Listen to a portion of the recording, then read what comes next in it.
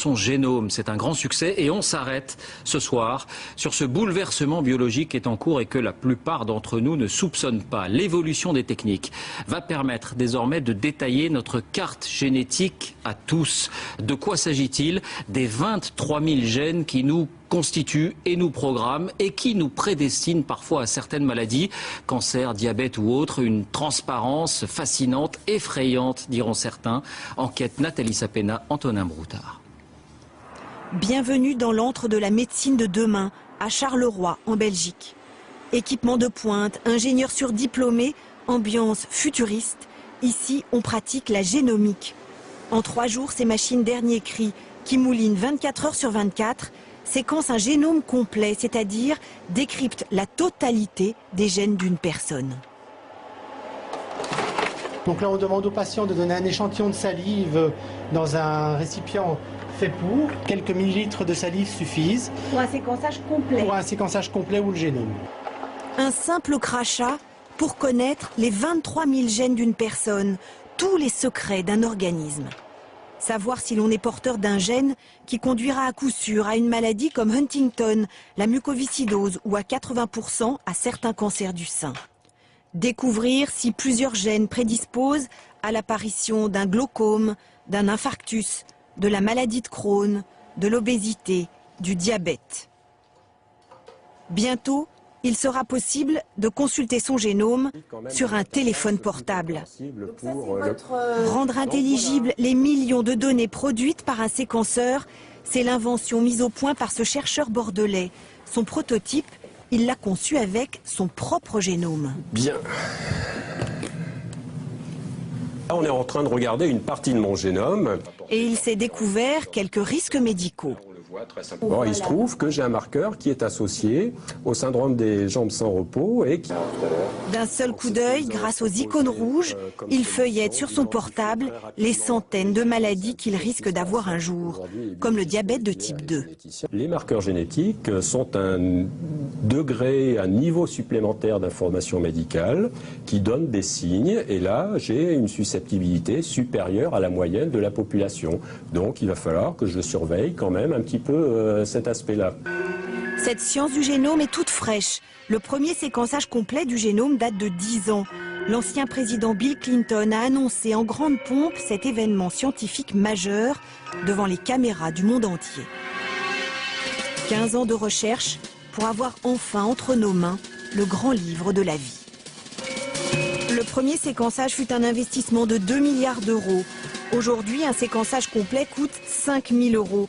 Dans peu de temps, il chutera à 70 euros, moins cher qu'une analyse de sang à la portée de toutes les bourses. Mais la France est réticente. Pour l'instant, la loi interdit de faire séquencer son génome sans prescription médicale, une protection contre certaines dérives. À la grande loterie de l'hérédité, d'une part, j'ai pas eu de veine. J'ai hérité de mauvais déterminants.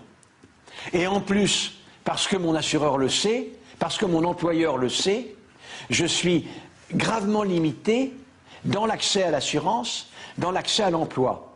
C'est-à-dire qu'on pourrait faire un pas de plus dans une société où ce pourquoi on s'est battu, nos ancêtres en tout cas, c'est-à-dire pour l'universalité des droits de l'homme, serait progressivement remplacé par l'individualité du pouvoir des gènes. Les lois, les questionnements éthiques risquent d'être balayés par la vitesse avec laquelle le séquençage complet va déferler sur le monde.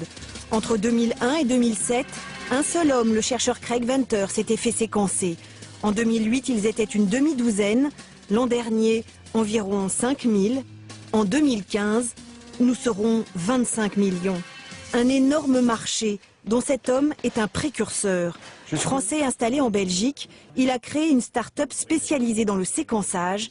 Il a décrypté lui-même son propre génome, mais il est mal à l'aise pour en parler. Vous avez appris des choses? Il y a des choses que vous ne saviez pas? Tout à fait. Et lesquelles? Alors, je ne le dirai pas. Je ne le dirai pas pour une raison simple, c'est que ça ne concerne pas que moi, mais mon patrimoine génétique, je le partage avec mes enfants. Et donc révéler mon patrimoine génétique, c'est aussi révéler le patrimoine génétique de mes enfants.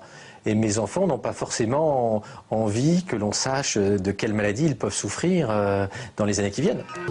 Déjà aux États-Unis, des sociétés commercialisent sur Internet des séquençages partiels pour 199 $, soit 135 euros.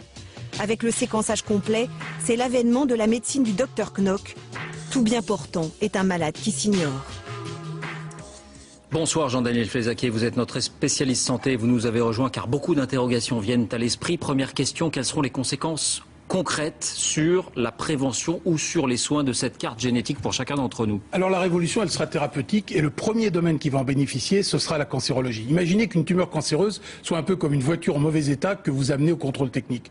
Aujourd'hui, on sait vérifier des anomalies sur 70 points à peu près. Demain, ce sera sur 20 000 points. C'est-à-dire qu'on saura d'emblée quel traitement ne pas vous donner parce qu'il ne sera pas efficace. Et un traitement qui n'est pas efficace est d'autant plus toxique. En revanche, on saura, parce qu'on a déjà plus de 800 médicaments, ce qu'on appelle des thérapies ciblées en développement, on saura quelle est l'anomalie de la tumeur. On ne traitera pas un cancer du sein, on traitera la tumeur de monsieur ou de madame X, avec un traitement sur mesure, et on saura quelle thérapie ciblée lui apporter pour corriger le défaut exact. Ça, ce sera la vraie révolution. Au-delà des maladies, est-ce que le génome, la carte génétique permettra d'avoir d'autres informations, par exemple sur notre durée de vie ou sur nos évolutions physiques? Alors on est dans un modèle, il faut faire attention, c'est pas une boule de cristal, on est dans un domaine scientifique avec des probabilités et des prédispositions. Si supposons qu'un jour on découvre un gène de l'alcoolisme, si vous habitez au milieu du Sahara à 1000 km du premier bistrot, il y a peu de chances que vous deveniez alcoolique. Ça veut dire qu'il faut que les gènes interagissent avec l'environnement, avec ce qu'on mange, avec ce qu'on respire, avec ce qu'on peut fumer par exemple, ou les rayons ultraviolets auxquels on est exposé.